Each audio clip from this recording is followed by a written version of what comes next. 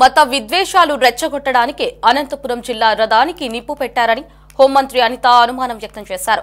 YCP నేతల కుట్రల్లో భాగంగానే ఇదంతా జరిగిందని మండిపడ్డారు. విద్వేషాలు రెచ్చగొట్టే వారిని వదిలిపెట్టే ప్రసక్తే లేదని స్పష్టం చేశారు. ఒక రథముని తగలబెట్టిన పరిస్థితి కూడా అంటే మత విద్వేషాలు రెచ్చగొట్టడానికి ఈ రోజు వాళ్ళు చేసిన పనిని కప్పిపుచ్చుకోవడానికి డైవర్ట్ చేయడానికి yes exactly he belongs to ISRCP already declared or arrested.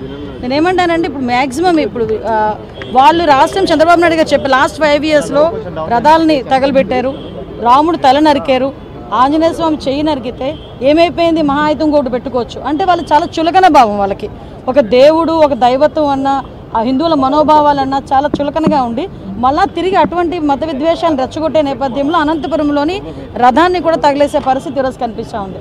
దాని విషయంలో ఆల్రెడీ వాళ్ళందరూ కూడా అరెస్ట్ అయ్యారు. ఒకటి ఇందాకే గౌరవ సీఎం గారు కూడా చెప్పారు, ఎక్కడా కూడా లా అండ్ ఆర్డర్ విషయంలోని ఎవరైనా ముందుకి వెళ్ళి విద్వేషాలు రెచ్చగొట్టే పరిస్థితి అయితే కనుక that is the last day అని చెప్పి చాలా క్లియర్గా చెప్పారు.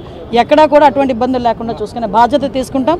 వెంకటేశ్వర స్వామితో పెట్టుకుంటే వెంకటేశ్వర స్వామి ఊరుకోవడానికి ఎస్ ఎగ్జాక్ట్లీ వెంకటేశ్వర స్వామితో పెట్టుకుంటే వెంకటేశ్వర స్వామి ఊరుకోడు. అందుకే 151 ఉన్న వాళ్ళని మిమ్మల్ని 11 చేశారు. ఇంకా సిగ్గు లేకుండా వెంకటేశ్వర స్వామి మీద ఇలాంటి మాటలు మాట్లాడుతూ ఉంటే కనీసం ఒకటి కూడా పులివెందుల ఎమ్మెల్యే కూడా పులివెందుల్లో ఓడిపోయే పరిస్థితి కూడా